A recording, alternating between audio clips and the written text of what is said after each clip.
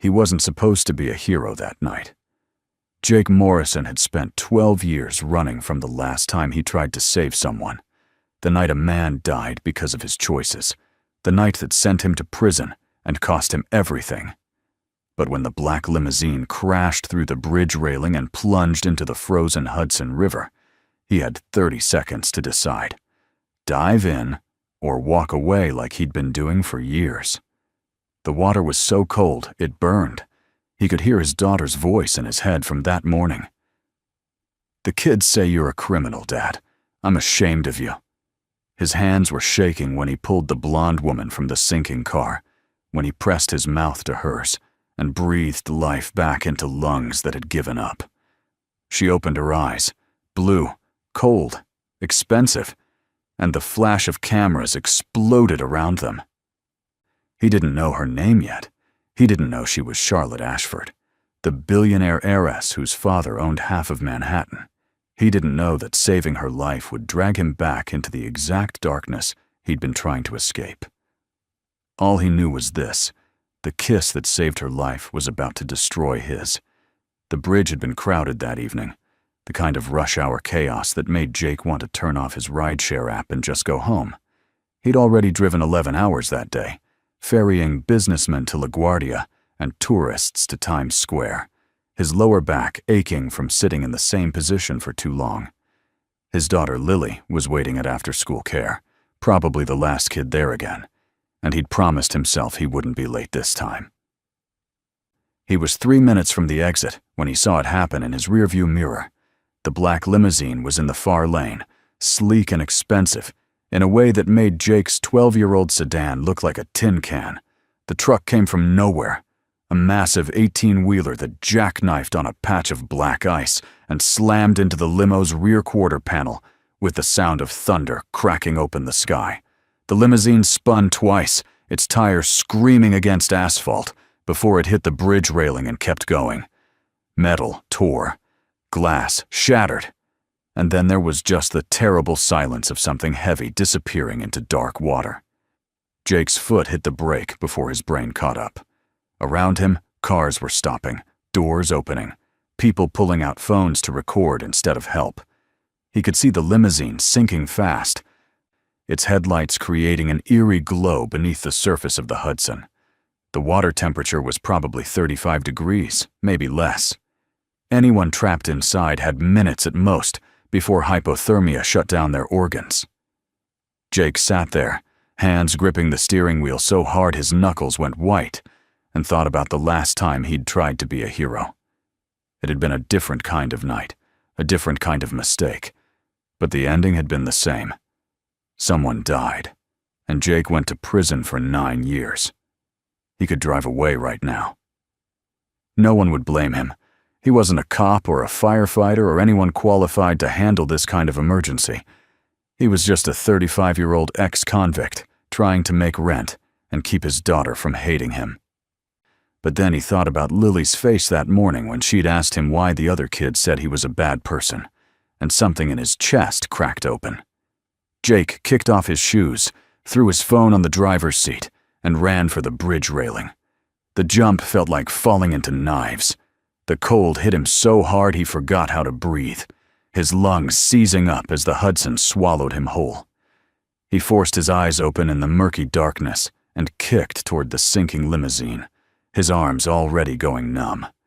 The driver's side window was shattered, and he could see a figure slumped against the steering wheel, not moving.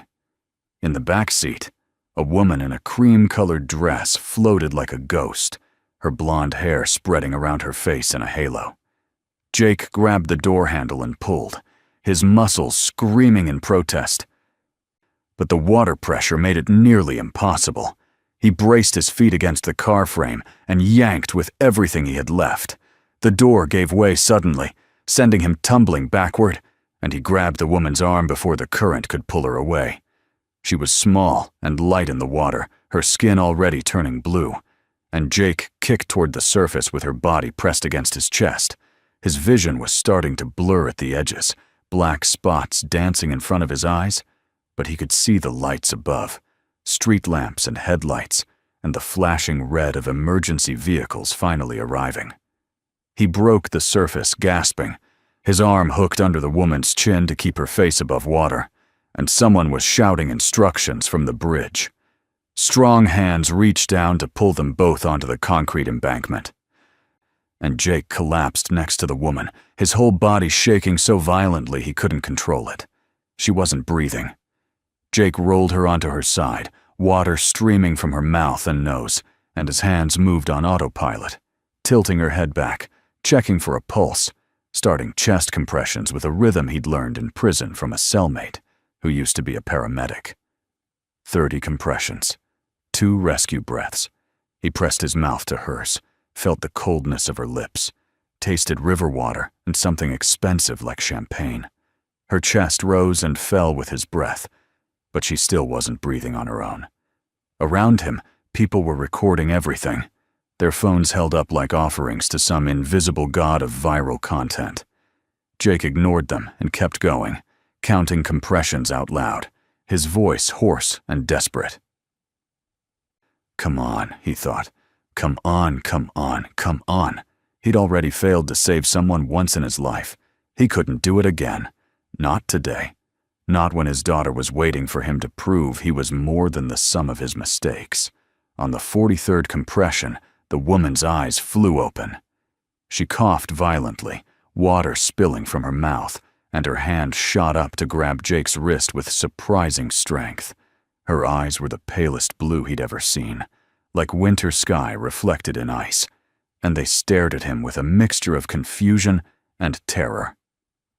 For a moment, neither of them moved. Jake was aware of his hand still on her chest, of the way her wet dress clung to her body, of the absolute silence that had fallen over the crowd around them. Then she coughed again and turned her head to vomit water onto the concrete. And the moment broke. Paramedics swarmed in, wrapping her in thermal blankets and checking her vitals, and Jake stumbled backward into the crowd. His teeth were chattering so hard, he bit his tongue, tasting blood, and someone threw a scratchy emergency blanket over his shoulders. The woman was being loaded onto a stretcher now, still conscious, her eyes scanning the crowd until they found his face again. She stared at him for 3 long seconds before the ambulance doors closed, and Jake had the strangest feeling that his life had just changed in a way he didn't understand yet. The police wanted a statement. Jake sat in the back of a patrol car with the heater blasting, wrapped in 2 more blankets, and answered questions in a monotone voice. No, he didn't know the woman.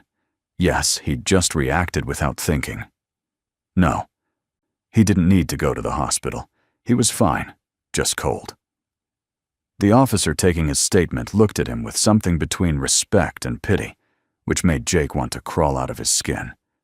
He wasn't a hero. He was just someone who'd been in the right place at the right time, or maybe the wrong place at the wrong time, depending on how you looked at it. When they finally let him go, his car was still parked on the bridge, and his phone was buzzing with 47 missed calls from the after-school program. It was 7:30. Lily had been waiting for 2.5 hours. Jake drove there with his hair still dripping and his clothes leaving wet marks on the seat, his hands shaking on the steering wheel from more than just the cold. Lily was 8 years old, small for her age, with dark hair that always seemed to escape from whatever ponytail or braid he attempted. She was sitting alone in the playroom when he arrived, her backpack clutched in her lap, and the look she gave him was pure, exhausted disappointment. The program director, a kind woman named Ruth, who'd been patient with Jake's late pickups before, pulled him aside and told him gently that this couldn't keep happening. Jake nodded and apologized, and promised to do better, knowing even as he said it, that promises from men like him didn't mean much. In the car, Lily sat in silence for the first 5 minutes, staring out the window at the dark street sliding past. Then she said quietly, without looking at him, that Madison's mom had told Madison that Jake was a criminal, that he'd been in jail, and that Madison wasn't allowed to come over for playdates anymore. Jake's hands tightened on the steering wheel. He wanted to tell her that Madison's mom was wrong, but that would be a lie. and he'd promised himself when he got out of prison that he would never lie to his daughter. Instead, he said, "I made mistakes, Lily. Bad mistakes. A long time ago. And I went to jail because of them. That's true." Lily turned to look at him then, her eyes, dark like her mother's, nothing like his, searching his face for something he wasn't sure he could give her. "Are you a bad person?" she asked, and Jake felt something crack open in his chest, right where the old scar tissue from 9 years of regret had built up. He thought about the man who died because of his choices. About the security guard who'd been 62 years old and just 3 months from retirement. He thought about the woman he'd pulled from the river tonight, still alive because he'd jumped when he could have walked away. "I don't know," he said finally, and it was the most honest answer he had. When they got home to their tiny apartment in Queens, Jake made Lily a dinner of chicken nuggets and frozen vegetables while his phone buzzed continuously on the counter. Messages from numbers he didn't recognize, news notifications, voicemails piling up. He ignored all of it until Lily was in bed, and then he finally looked at his phone and felt his stomach drop. The video had already gone viral. Someone had filmed the whole thing. The limousine going over the railing, Jake diving in after it, the CPR on the embankment, the moment when the woman's eyes had opened and found his face. The headline on the local news site read, "Ex-con saves billionaire heiress in dramatic river rescue." Below it was his mugshot from 12 years ago, young and angry-looking, next to a recent photo someone had taken of him, soaking wet on the bridge, looking like a drowned rat wrapped in emergency blankets. They'd found out about his past in less than 3 hours. Of course they had. Nothing stayed buried in the age of instant information. Jake clicked on the article with a sense of creeping dread and learned that the woman he'd saved was Charlotte Ashford, only daughter of William Ashford, who owned half the commercial real estate in Manhattan and had a net worth somewhere in the billions. She was 28 years old, Princeton educated, and apparently on her way home from a charity gala when the accident happened. The article went on to detail Jake's criminal history, the robbery, the security guard's heart attack, the 9 years in Sing Sing. By morning, every parent at Lily's school would have read this. By morning, his daughter would be even more ashamed of him than she already was. Jake didn't sleep that night. He lay in bed staring at the ceiling, listening to the sounds of the city through his thin walls, sirens and car horns, and someone shouting in Spanish 3 floors down. He thought about getting in his car and driving somewhere far away, starting over in a place where no one knew his name or his history. But he'd tried that before, and it never worked. The past always found you eventually. At 6 in the morning, there was a knock on his door. Jake looked through the peephole and saw a woman in an expensive black coat standing in his dingy hallway, flanked by a man in a suit who looked like he could bench press a car. Jake opened the door with the chain still attached and said, "Can I help you?" The woman stepped closer, and even through the 4-inch gap, he could see that her eyes were the pale blue of winter sky reflected in ice. It was her. Charlotte Ashford, in his hallway, looking at him like he was a puzzle she was trying to solve. "I came to thank you," she said, her voice cool and controlled, the kind of voice that came from expensive private schools and years of media training. "You saved my life?" Jake didn't know what to say to that, so he just stood there like an idiot until Charlotte added, "May I come in?" He unlatched the chain and opened the door wider, suddenly aware of how small and shabby his apartment must look to someone like her. The living room was barely 10 feet across, with a sagging couch he'd bought at Goodwill and a television older than his daughter. Lily's homework was spread across the coffee table, and there were dishes in the sink that he hadn't gotten around to washing. Charlotte walked in like she was entering a museum, her eyes taking in every detail, while the bodyguard stayed in the hallway, arms crossed. "I wanted to give you this," Charlotte said, pulling an envelope from her coat pocket. "It's not much, but I don't want your money," Jake interrupted, the words coming out harsher than he'd intended. Charlotte raised one elegant eyebrow. "You don't even know how much it is." "Doesn't matter," Jake said. "I didn't pull you out of that river for a reward. I did it because it was the right thing to do." Something flickered across Charlotte's face. Surprise, maybe, or confusion. She studied him for a long moment, and Jake had the uncomfortable feeling that she could see right through him, past the defensive walls he'd built up over 12 years, down to the guilty, broken thing underneath. "You're the first person who's ever turned down my money," she said finally. "The first person who's ever looked at me like I'm not a checkbook with legs." Jake shrugged, uncomfortable with the intensity of her gaze. "I looked at you like a drowning woman. That's all." Charlotte smiled then, a small, sad thing that didn't reach her eyes. "Do you know what it's like?" she said quietly. "To wake up in an ambulance and realize that a stranger cared more about whether you lived or died than anyone in your actual life. The first thing my uncle said when he visited me in the hospital was that I'd ruined a $500,000 vehicle." Jake didn't know what to say to that, so he said nothing. Charlotte set the envelope on his coffee table anyway, right next to Lily's math homework. "Keep it," she said. "Donate it. Throw it away. I don't care. But I needed to come here and look you in the eye and say thank you." She turned to leave, and Jake found himself saying, "Wait." Charlotte paused in the doorway, looking back at him over her shoulder. "The driver," Jake said. "The one who was unconscious in the front seat. Did he make it?" Charlotte's expression went carefully blank. "He didn't." The words hit Jake like a fist to the stomach.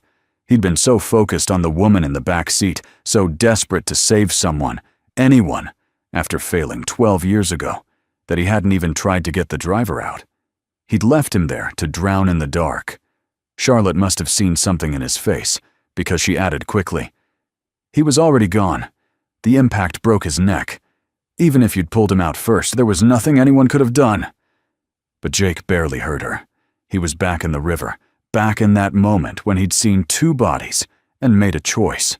He'd chosen her because she was closer, or maybe because she was alive, and the driver was clearly dead. Or maybe, and this was the thought that made him want to vomit, because she was rich and beautiful, and the driver was just the help. Charlotte took a step back into the apartment, her heels clicking on the worn linoleum. "Hey," she said, her voice softer now. "This is not your fault. You saved a life, that matters." But Jake was already shaking his head, backing away from her, from the envelope full of money, from the woman who represented everything he'd tried to leave behind. "You should go," he said, his voice coming out strangled. Charlotte hesitated, looked like she wanted to say something else, but then the bodyguard cleared his throat meaningfully from the hallway. She gave Jake one last searching look and left, the sound of her expensive heels echoing in the stairwell long after she'd gone. Jake stood alone in his living room, staring at the envelope on his coffee table, and felt the weight of it like a stone in his chest. He picked it up, considered throwing it away like she'd suggested, then opened it instead. Inside was a check for $50,000 and a handwritten note in elegant script. "For your daughter's future. You gave me mine back. Thank you, CA." Jake sat down on his sagging couch and put his head in his hands. The money could change everything for Lily. Better schools, college fund, a way out of this neighborhood where gunshots woke you up at night, and the elevator never worked. But taking it felt like admitting that he'd saved Charlotte's life for a reward, like putting a price tag on doing the right thing. He was still sitting there when Lily came out of her bedroom in her school uniform, rubbing sleep from her eyes. She saw the check in his hand and asked, "What's that?" Jake folded it quickly and shoved it back in the envelope. "Nothing. Just junk mail." But Lily was 8, not stupid, and she looked at him with those dark, knowing eyes that sometimes made him feel like she was the parent, and he was the child. "Was that the lady from the river?" she asked. "The one on the news?" Jake nodded, not trusting his voice. Lily sat down next to him on the couch, her small body pressed against his side, and said, "Madison's mom showed her the video at breakfast. She said you're a hero." Jake looked down at his daughter, at the way she was trying to smile even though he could see the uncertainty in her eyes, and felt something break open inside him. "I'm not a hero, Lily," he said quietly. "I just did what anyone should have done." "But nobody else did," Lily pointed out with the simple logic of a child. "Everybody just stood there with their phones. You jumped in." She leaned her head against his shoulder, and Jake wrapped his arm around her, this tiny person who was the only good thing he'd ever made in his entire life. "I'm proud of you, Dad," she whispered, and Jake had to close his eyes against the sudden burning behind them. The next week passed in a blur of unwanted attention. News crews showed up at Jake's apartment building, asking for interviews. His phone rang constantly with numbers he didn't recognize. Reporters, talk show producers, someone from a podcast about everyday heroes. Jake ignored all of it and tried to go back to his normal routine. But normal didn't exist anymore. Other drivers recognized him at red lights. Passengers getting into his car would do double takes and ask if he was that guy from the bridge. Lily's school called to say that some parents were concerned about having an ex-convict's child in class, while others were suddenly very interested in setting up playdates. Jake told the principal that Lily was the same kid she'd been a week ago, and nothing about his past had changed, but he could hear the doubt in the woman's voice when she said she'd handle it. On Thursday afternoon, exactly 7 days after the accident, Charlotte Ashford showed up at his apartment again. This time she was alone, dressed in jeans and a sweater that probably cost more than Jake's monthly rent, and she looked tired in a way that made her seem almost human. "I need your help," she said without preamble when he opened the door. Jake crossed his arms. "With what?" Charlotte glanced over her shoulder at the empty hallway, then back at him with an expression he couldn't quite read. "Someone's trying to kill me," she said quietly. "And I think you're the only person who can keep me alive." Jake stared at her, waiting for the punchline, but Charlotte's face remained serious. "The accident," she continued, her voice low and urgent. "It wasn't an accident. The police think the truck driver hit black ice, but I saw his face right before impact. He was looking right at me, aiming for me." She pulled out her phone and showed Jake a series of photos, screenshots of threatening messages, pictures of her leaving her building with a red circle drawn around her head, a news article about her father's company with the headline marked up in digital red ink, "Ashford Empire crumbles without air." Jake felt something cold settle in his stomach. "You should go to the police," he said, but Charlotte was already shaking her head. "I did. They said there's not enough evidence to prove intent. They think I'm paranoid because of the trauma." She looked at him with those pale blue eyes, and Jake saw real fear there for the first time. "Someone tried to kill me once already. They're going to try again." Jake wanted to say no. He wanted to close the door and go back to his simple, quiet life of driving strangers around the city and trying to be a better father. But he was already thinking about the check she'd given him, still sitting in his drawer because he hadn't been able to bring himself to cash it or throw it away. He was thinking about the way she'd said, "Thank you," like those words actually meant something. He was thinking about the security guard who died 12 years ago, the one Jake hadn't been able to save. "Why me?" he asked. Charlotte smiled grimly. "Because you're the only person I've met in the last 5 years who doesn't want something from me. And because you already proved you're willing to risk your life for mine." She paused, then added, "I'll pay you. A lot. Enough to get your daughter into any school in the city. Enough to move out of this neighborhood." Jake should have said no. Every instinct he developed in prison was screaming at him to walk away, to not get involved with rich people and their problems, to protect himself and Lily from whatever danger was circling Charlotte Ashford, like a shark. But he thought about his daughter saying she was proud of him, and he thought about the driver who'd died, while Jake had chosen to save someone else. And he heard himself say, "1 week, that's all I'm giving you." Charlotte's relief was visible, her shoulders dropping from their tense position. "Thank you," she said, and it sounded like she meant it. "I'll make the arrangements. You'll need to move into my building. There's a security apartment on the 20th floor. Bring your daughter. She'll be safe there too." Jake started to protest, but Charlotte was already pulling out her phone, typing rapidly. "I'll have someone pack up your essentials and move them tonight. In the meantime, I need you to come with me now. There's a fundraiser at the Plaza Hotel in 3 hours, and I can't not show up without causing suspicion." She looked up from her phone, and Jake saw the steel underneath her polished exterior. "Whoever wants me dead is watching me closely. We can't let them know I'm on to them." Jake thought about Lily, who would be getting out of school in 2 hours. He thought about his car, his apartment, his life that was small and shabby, but his. Then he thought about a man dying alone in dark water, and he grabbed his jacket from the hook by the door. "I need to call my daughter's school," he said. "She needs to know I'm picking her up early." Charlotte nodded. "We'll get her together. She'll like the new apartment. There's a library." 3 hours later, Jake stood in the grand ballroom of the Plaza Hotel, wearing a rented tuxedo that fit him better than anything he'd ever owned, surrounded by people who spent more on watches than he made in a year. Charlotte was across the room, smiling and shaking hands, and playing the role of gracious heiress, while Jake watched the crowd for threats he wasn't even sure how to identify. Lily was back at Charlotte's building with a woman Charlotte had introduced as her most trusted housekeeper, probably eating better food than she'd ever had in their apartment. Jake felt like an imposter in a world he didn't understand, and every person who looked at him seemed to see right through the expensive suit to the ex-con underneath. A man in his 50s approached Charlotte, embracing her with the kind of familiarity that made Jake's instincts prickle. He was tall and distinguished-looking, with silver hair and a smile that didn't reach his eyes.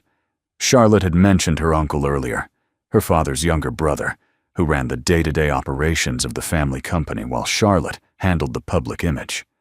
The uncle, Robert something, said something that made Charlotte laugh, but Jake could see the tension in her shoulders, the way her smile went tight at the corners. Robert's eyes found Jake across the room, and something flickered in them. Recognition, calculation, dismissal. He said something else to Charlotte, who shook her head and pulled away from him, making her way through the crowd toward Jake with a glass of champagne in each hand. She handed him one and said quietly, "That's my Uncle Robert. He wants to know why I brought a bodyguard to a charity event." Jake took a sip of the champagne, which tasted like expensive bubbles, and nothing else. "What did you tell him?" "That after the accident I'm being careful." She smiled brightly for the benefit of anyone watching them, but her voice was low and urgent. "He didn't like it. He's been pushing me to take a leave of absence from the company, let him handle everything while I recover." Jake looked across the room at Robert Ashford, who was now talking to a group of men in suits, his body language relaxed and confident. "You think it's him?" Jake said. It wasn't a question. Charlotte's smile never wavered, but her eyes went hard. "He's the only person who benefits if I die. The company passes to him. The fortune, the properties, everything my father built." She took a long drink of champagne. "But I can't prove it. And if I'm wrong, I'll destroy the only family I have left." The rest of the evening passed in a haze of small talk and false smiles.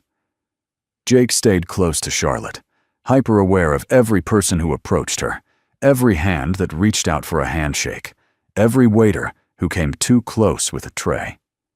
By the time they left the plaza, he had a headache building behind his eyes and a new appreciation for how exhausting it must be to live Charlotte's life, always performing, always on guard. In the car back to her building, a sleek black sedan with a driver who Charlotte trusted enough to keep behind bulletproof glass. She finally let the mask drop. She slumped against the leather seat, kicked off her heels, and closed her eyes. "Thank you," she said without opening them, "for tonight, for not asking questions, for just being there." Jake looked at her profile in the dim light from the street lamp sliding past, at the sharp line of her jaw and the shadows under her eyes. She looked young and tired and scared, and something in his chest twisted uncomfortably. "You can't live like this forever," he said. Charlotte opened her eyes and looked at him. "I know. That's why I need you to help me find proof." The apartment she'd set up for him and Lily was nicer than anywhere Jake had ever lived. 2 bedrooms, a full kitchen, floor-to-ceiling windows overlooking Central Park. Lily was asleep in one of the bedrooms, curled up under a down comforter that probably cost more than their entire apartment back in Queens. And Jake stood at the window staring out at the city lights and wondering what the hell he'd gotten himself into. His phone buzzed with a text from Charlotte. "Meet me on the roof in 10 minutes. Don't let anyone see you." Jake considered ignoring it, going to bed and pretending he was just a simple bodyguard with a simple job. But he'd never been good at ignoring problems, even when he should have been. The roof of Charlotte's building was accessed by a private elevator that required a key card. When Jake stepped out into the cold night air, Charlotte was already there, leaning against the railing with a folder in her hands. The wind whipped her hair around her face, and she looked small against the backdrop of the Manhattan skyline. "I found something," she said, when Jake approached. She handed him the folder, and he opened it to find financial documents, spreadsheets, bank statements, emails. "My uncle has been moving money, a lot of money, millions of dollars into offshore accounts that don't show up in the company books." Jake flipped through the pages, not understanding most of what he was seeing, but recognizing the pattern. Money coming in, money going out, trails being covered. "This looks like embezzlement," he said. Charlotte nodded. "I think he's been stealing from the company for years. And I think my father found out right before he died." She wrapped her arms around herself against the cold. "My father's death was ruled a heart attack. He was only 58. Healthy. Active. No history of heart problems." Jake felt that cold sensation in his stomach again. "You think your uncle killed him too?" "I think my uncle has killed everyone who stands between him and complete control of the Ashford fortune," Charlotte said, her voice barely above a whisper. "And I'm the last one left." She looked at Jake with those winter sky eyes, and he saw the weight she'd been carrying alone. "I need help proving it. Real help. The kind that doesn't care about lawyers or corporate politics or family loyalty." Jake should have walked away right then. Should have taken Lily and gone back to their shabby apartment and their simple life. But he was already thinking about the security guard who died 12 years ago, about the driver who drowned while Jake had saved someone else, about all the ways he'd failed to do the right thing when it mattered. "Okay," he said, "but we do this my way. No more charity galas or playing nice. If your uncle is trying to kill you, we need to draw him out, make him make a mistake." Charlotte stared at him like he'd suggested they jump off the roof. "That's insane. If he makes a move, I could end up dead." Jake smiled grimly. "Not if I'm there to stop him. And this time, I won't let anyone die." The next 3 days were a careful dance of setting the trap.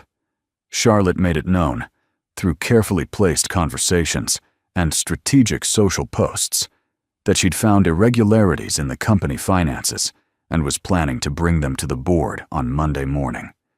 She mentioned meeting with federal investigators, hiring forensic accountants, bringing in outside auditors. Every move was designed to make Robert Ashford panic, to force him into action before Charlotte could expose him. Jake stayed close, but not obviously so. He learned the rhythms of Charlotte's building, the faces of the security guards, the patterns of who came and went. He noticed that Robert visited every evening around 6, always staying for exactly 30 minutes, always leaving through the parking garage instead of the main entrance. He noticed that one of the night security guards, a young guy named Patrick who was too friendly and asked too many questions, always seemed to be on duty when Robert visited. On Saturday evening, exactly 10 days after Jake had pulled Charlotte from the river, everything came together. Charlotte was in her apartment on the 40th floor, supposedly alone, reviewing documents for Monday's board meeting. Jake was in the security office watching the building's camera feeds, and he saw Patrick leave his post and take the service elevator up.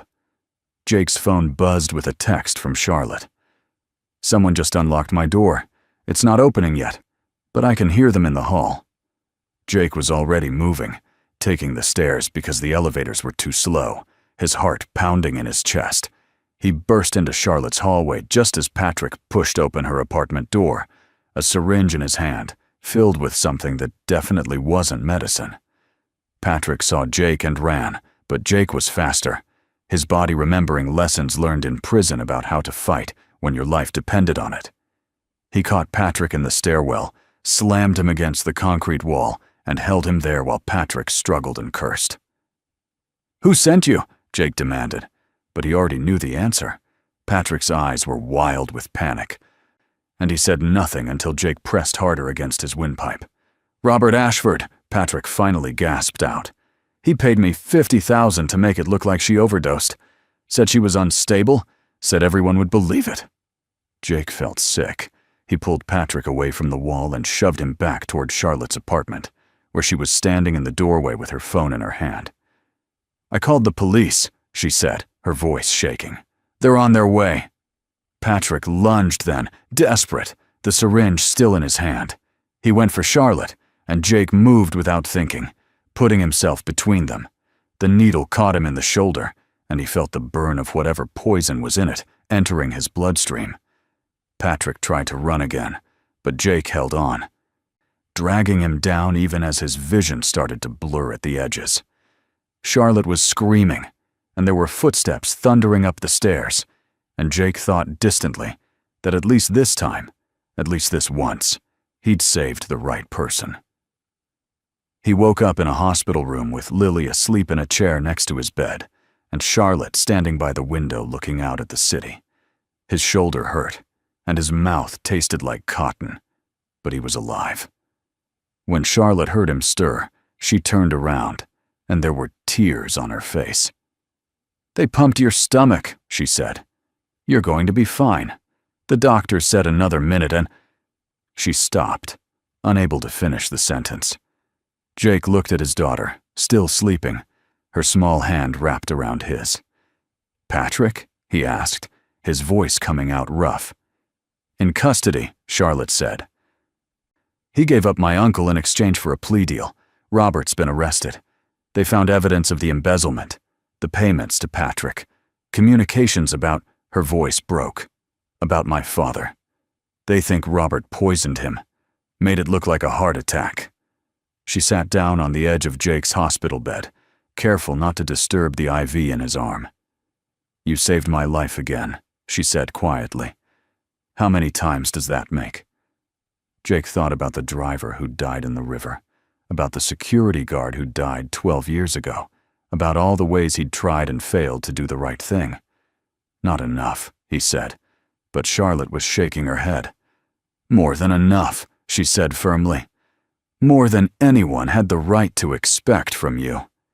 She reached out and took his free hand, the one that wasn't holding Lily's, and squeezed it. "I'm going to testify against my uncle, put him away for what he did to my father, what he tried to do to me. And after that's done, I want to start a foundation, to help people like you, people who made mistakes but deserve a second chance." Jake looked at this woman who'd been a stranger 10 days ago, who'd become something he didn't have a name for yet, and felt something shift in his chest. The guilt that had lived there for 12 years was still there, probably always would be, but it felt smaller now, manageable, like maybe he could carry it without it crushing him. "I don't need your charity," he said, but there was no heat in it. Charlotte smiled, and this time it reached her eyes. It's not charity, it's justice, and you're going to help me run it. Someone needs to make sure I don't just write checks and call it helping. She stood up, smoothing down her skirt. Besides, you owe me. I'm paying for this hospital room, and it's very expensive. Jake laughed, which hurt his shoulder, and Lily stirred in her chair. She opened her eyes and saw Jake awake, and her whole face lit up. Dad. She scrambled onto the bed, careful of his IV, and wrapped her arms around his neck. The doctor said you were poisoned. They said you might die. Jake held his daughter close, breathing in the smell of her shampoo, and met Charlotte's eyes over Lily's head. I'm okay, Lilypad, he said. I'm okay.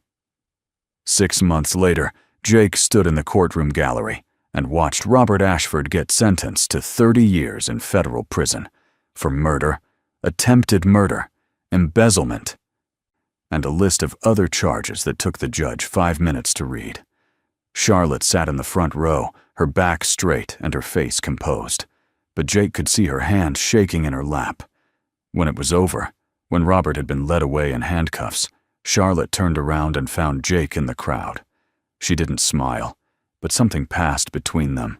Understanding, relief, the acknowledgement of a burden finally set down. Outside the courthouse, reporters swarmed them with questions and cameras, but Charlotte's lawyer ran interference, while Jake guided her to the waiting car. Lily was already inside, reading a book from the library at Charlotte's building, which Jake had decided to accept when Charlotte offered to let them stay as long as they needed. He'd cash the check, too, eventually, and put it all in a college fund for Lily. It had stopped feeling like a reward and started feeling like what it actually was, a gift from someone who understood what it meant to be saved. In the car, Charlotte leaned her head back against the seat and closed her eyes. It's over, she said, like she couldn't quite believe it. It's really over.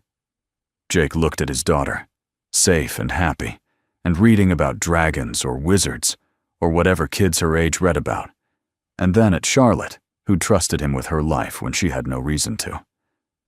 Yeah, he said. It's over.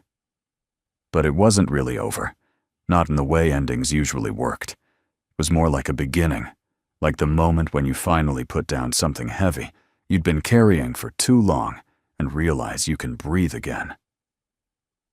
The Ashford Foundation for Second Chances opened 3 months later in a renovated building in Queens, not far from where Jake's old apartment had been. Charlotte cut the ribbon while cameras flashed, and Jake stood off to the side in a suit that actually belonged to him this time, watching her give a speech about redemption and opportunity and the importance of believing that people could change. Lily stood next to him, holding his hand, and when Charlotte mentioned Jake by name, called him the Foundation's Director of Outreach, said he was proof that one moment of courage could change everything, Lily squeezed his hand tight and whispered, "That's my dad." After the ceremony, after the reporters had left and the crowd had dispersed, Charlotte found Jake in the Foundation's library, which she'd insisted on including because she said everyone deserved access to stories about people who'd been broken and found ways to be whole again. "What do you think?" she asked, gesturing at the shelves of books, the comfortable chairs, the windows that let in the afternoon light. Jake walked to the window and looked out at the street below, at the neighborhood where he'd struggled to make rent and keep his daughter fed. From up here, it looked different, not smaller, exactly, but more manageable, like a place where good things could happen. "I think," he said slowly, "that 12 years ago I made the worst mistake of my life. And I think 10 months ago I finally did something right." He turned to face Charlotte, who was watching him with those winter sky eyes that had seen him at his worst and somehow found something worth saving. "Thank you," he said, "for giving me the chance to do something right." Charlotte smiled, and it was warm and real and nothing like the polished mask she wore for the cameras. You gave yourself that chance, she said. When you jumped in the river. When you chose to save someone instead of walking away. She moved closer, standing next to him at the window.